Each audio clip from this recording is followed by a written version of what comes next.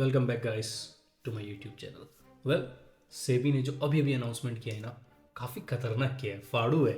जब आप देखेंगे ना फ्राइडे की जो न्यूज़ है उसमें कुछ उन्होंने सर्कुलर्स निकाले। Well, that circular is like थोड़ा सा इंपॉर्टेंट हो जाता है, क्योंकि अगर आप देखेंगे उनका जो मास्टर सर्कुलर वो पहले जो उन्होंने निकाला था अक्टूबर में, उसको रेफरेंस देते हुए निकाला है। और इस बार जो चेंजेस किए वो काफ़ी सिग्निफिकेंट है।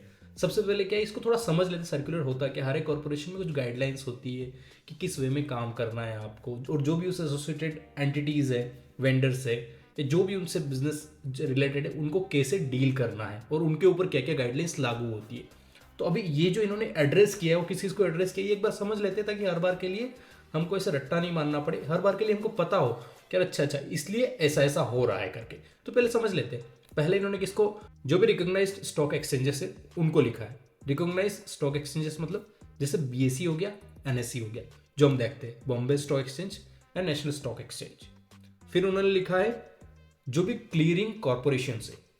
एक्चुअली क्या होता है, जब भी सेटलमेंट होता है, कितना पैसा आना है, कितना पैसा जमा होना है, कितना बाय हुआ, कितना सेल हुआ, इसको डील करने के लिए क्या है, कुछ बीच में कंपनीज होती है, उनको बोलते हैं क्लियरिंग कॉरपोरेशंस, क्योंकि वो जो है क्लियर करती है अपने ट्रांजेक्शंस को, टैली करती है। उनकी वजह से सब चीज़ें ना स्मूथ चलती रहती है। अच्छा कि से ये पैसा अपना जमा हुआ कि नहीं हुआ, ये पैसा कटा कि नहीं कटा, तो वो क्लियरिंग कॉरपोरेशंस होती है। फिर इन्होंने जो डिपॉजिटरीज है, एनएसडीएल है, सीडीएसएल है, जो अपने स्टॉक होल्ड करके रखती है, जो म्यूचुअल फंड के स्टॉक्स होल्ड करके रखती है, उनको भी लिखा है। उसमें उन्होंने क्या कहा है कि भाई जो हमने पहले 16 अक्टूबर 2023 को एक मास्टर सर्कुलर निकाला था, जहां पर हमने सारी चीज़ें मेंशन की थी कि क्या चीज़ क्या है, एक्चुअली जो भी चल रहा था उसका एक फ्रेमवर्क बनाया गया था। फ्रेमवर्क में ये लिखा गया था शॉर्ट सेलिंग किसे बोलेंगे। उसमें बहुत बड़ा था वो सर्कुलर। उसमें डिफरेंट चैप्टर्स थे, डिफरेंट पैराग्राफ्स थे, डिफरेंट एनेक्शर थे। उनको रिफर करते हुए यहाँ पर फिर से उसको और क्लैरिफाई किया है और गाइड किया है कि क्या करना है। तो अभी यहाँ जो आया उसमें हुआ क्या, वेल यहाँ पर ऑलमोस्ट अगर अपन देखेंगे ना, तो 9 पॉइंट्स का ये कुछ सर्कुलर आया है। 9 पॉइंट्स में कुछ ही है जो हमारे डायरेक्ट काम के, बट कुछ चीज़ें हैं जो इनडायरेक्टली हमको समझ लेनी चाहिए। अगर मैं आपको ब्रॉडर टर्म में बताऊं, तो जैसा पहले अपन लोग किसी भी स्टॉक को, जैसे नेकेड सेलिंग होगी, नेकेड सेलिंग एक्चुअली बैन हुआ, ये अभी मार्केट में न्यूज़ चल रही है, बट नेकेड सेलिंग है क्या? नेकेड सेलिंग मतलब आप किसी भी स्टॉक्स या फिर किसी भी सिक्योरिटी को सेल कर रहे हैं विदाउट ओनिंग इट। सही है, करेक्ट है। क्या ऑप्शन में भी सही है? हाँ, ऑप्शन में भी ऐसा ही होता है। हम कुछ पर्टिकुलर स्ट्राइक प्राइस को सेल कर देते हैं डायरेक्टली, और वहाँ पर भी नेकेड होता है, क्योंकि नेकेड वहाँ यूज आता है, इसलिए वहाँ ज़्यादा ध्यान जा रहा है। बट आपको ध्यान रखना है, इक्विटी में भी हम लोग क्या करते थे, इंट्राडे में पहले सेल कर देते थे, फिर डे एंड में ऑटोमेटिकली सेटल हो जाता था, आप उसको बाय कर लेते थे।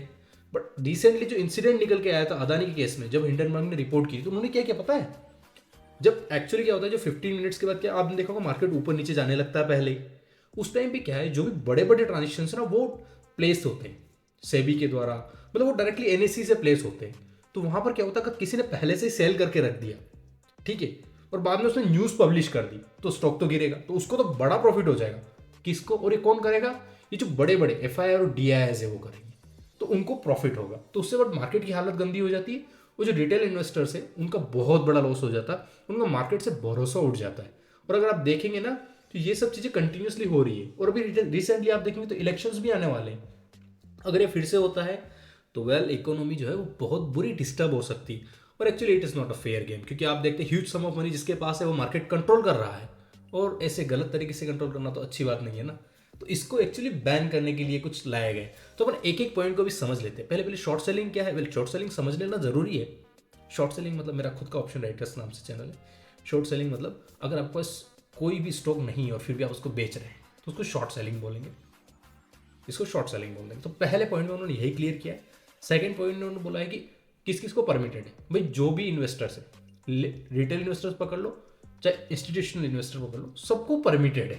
नेकेड मतलब सबको परमिटेड कैसे है? अगर वो बाय करते हैं तो वो सेल कर सकते हैं। सेकंड पॉइंट का जो मतलब है ना, वो ये है कि आपको है ना, इन्वेस्टर जो है permitted to short sell only if they have that particular stock. ठीक है, अब इन्होंने स्पेसिफिक कर दिया है यहां पर। थर्ड पॉइंट में देखेंगे, जो इंडियन सिक्योरिटी है ना, उसमें शॉर्ट सेलिंग परमिट नहीं करेंगे अगर वो ओन नहीं करता है तो। ठीक है, ये उसने थर्ड पॉइंट में बाद में क्लेरिफाई किया है। और बेसिकली जो मैंने पहले ही बताया कि जो अदानी के केस में जो बड़ा वाला पंगा हुआ था, उसमें जो मेजर जो मनी बना के ले गया वो तो तुम्हें पता ही कौन है। इंस्टीट्यूशनल इन्वेस्टर जो है उनको टारगेट किया है इस बार, कि भैया यार आप पहले सेल करके नहीं रख सकते, तो अभी क्या करेंगे? अगर मान लो चलो ठीक है, फिर भी सेबी ने बोला है, फिर भी अगर लोग ये सेल करते तो कैसे करेंगे? वेल कुछ लोगों के तो खुद की ब्रोकरेज फॉर्म ही यूँ पकड़ लो, मतलब हम लोग क्या जीरोदा यूज़ करते हैं, एंजल ब्रोकिंग यूज़ करते हैं, ग्रो यूज़ करते हैं, कुछ अलग अलग यूज़ करते हैं, बट उन लोगों के पास इतना पैसा है कि खुद की ब्रोकिंग फर्म है, खुद से ही उन्होंने कनेक्शन ले रखा, खुद से ही कर रहे हैं, तो फिर वो तो पकड़ में ही नहीं आएंगे। इन्होंने सबको लिख दिया, तो इसीलिए तीनों को एड्रेस करना जरूरी था, जो सेटलमेंट वाले हैं, जो अपने क्लियरिंग कॉर्पोरेशन से, जो अपने एनएससी बीएससी है, जो सीडीएसएल और ये जो हैं, इन सबको, ताकि वो कहीं ना कहीं पकड़ में आए और कितने इंटरवल पे क्या करना है वो सब चीज़ें समझते हैं अपन लोग, है ना। तो अभी ये इन्होंने बोल दिया कि ठीक है यार, जो जो भी इन्वेस्टर है ना, वो अलाउड है डे ट्रेडिंग के लिए square of the transactions but intraday, but उसको सब चीज़ें डिस्क्लोज करनी पड़ेगी।